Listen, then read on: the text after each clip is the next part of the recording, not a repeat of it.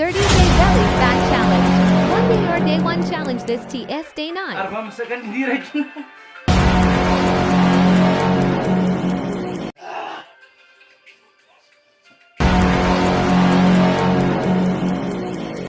እሺ ጋይስ እንደምናላችሁ እንግዲህ ዛሬ 9ኛውን ቀን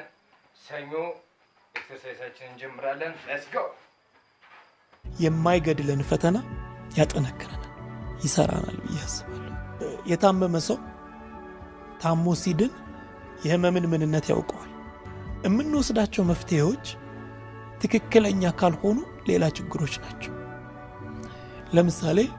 ችግሮቻቸውን ለመርሳት ጠርሙስ ውስጥ የሚደበቁ ብዙ ሰዎች አሉ ከሰከሩ በኋላ ይተኙና ጠዋት ሲነሱ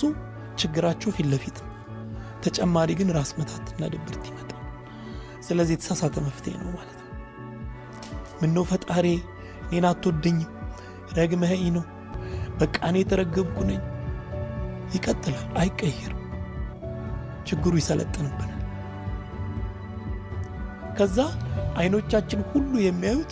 ችግሩን ነው የሚሆን ችግሩን ብቻ በየቀኑ ካየነው ችግሩ ይሰለጥንብናል ችግሬን አርሜ እቀጥላለሁ ካለ ከዚህ ነገር መውጣት አቅሙ አለ እኔም እበረታለሁ ፈጣሪም ይረዳኛል ካለ አሁን እያየን ያለነው ነገር ብርሃን ነው ጥንካሬ ነው ማለት ነው ስለዚህ የምንይዛቸው ዱላዎች ሁሉ የጥንካሬ ዱላዎች ነው የሚሆኑት የሚገርምህ አንድ ነገር ካላደገ የሞተ ነው የሚሄደው እዛው ላይ ባለበት የሚባል ነገር የለም በነገራችን ላይ ኪፕ አፕ ካላረግ you're going back የሞትክ ነው ትመጣው ስለዚህ ጊዜው የሚጠብቅብህን አካሄድ የሚጠብቅብህን ነገር እያደረክ ካልመጣ እየሞትክ ትመጣለህ አለ የነበረ የተባለው ሰው የለም ይባል በዚህ ሰዓት ወጣት ስትሆን በተለይ ሰተህ የምታገኘው ጊዜ ነው አብዛኛው ሰው ጊዜውን ሸጦ ነው ገንዘብ የሚያገኘው እኔንም ጨምሮ ስታድግ ነው በጣም ስትለወጥ ትልቅ ደረጃ ላይ ስትደርስ ቫልዩ ትሸጣለህ ያንተን ዋጋ ያንተ መኖር ብቻ ያንተ ፕሬዘንስ ብቻ ትልቅ ገንዘብ ሊያስከፍል ይችላል የሆነ ሰዓት ላይ ጊዜን ሸጠህ የምትበላበት ለፍቶ አዳሪ የምትሆንበት ጊዜ አጭር ነው ከተጠቀምክበት ማለት በቀን ውስጥ የሚሰጠን 86400 ሰከንዶች እንደ ወርቅ እንደ ሀብት ከገንዘብ በላይ እንደሆኑ አስበህ ከተጠቀምካቸው ዋጋ አትከፍልም ራስህን እንደምትወደው ታናሽ ወንድም ወይ ታናሽ ትሪት አድርጎ ይባላል አረጋለሁ ብለህ ባላረክ ሰዓት ጀምረህ ባቆምክ ሰዓት ለራስህ ይቅርታ አድርግለት አንተ ማትረባ ምናምን ብለህ ሁሉ ሰው ጀምሮ ያቆማል ግን the fastest way forward ለራስህ ይቅርታ አድርግለትና ነገ እንደገና ጀምር ልታቆም ትችላለህ መጽሐፍ ጀምረህ ልትተው ትችላለህ በሞራል ሄዶ ትገዛለህ ታስቀምጣለህ ይሁን ነገር ጀምራለህ ዙሪያ ያለው ሰው በቃ ያው ጀመረው ደሞ በቃ ፌዝ ደሞ ተባላለ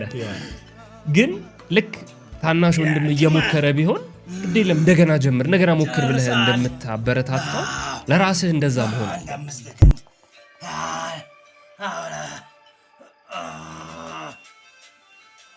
ተቃጠልኩ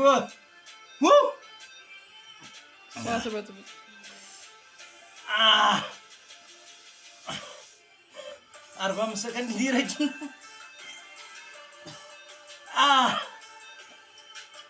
yes ሪከርድ ጋይስ ይሄን ይመስላል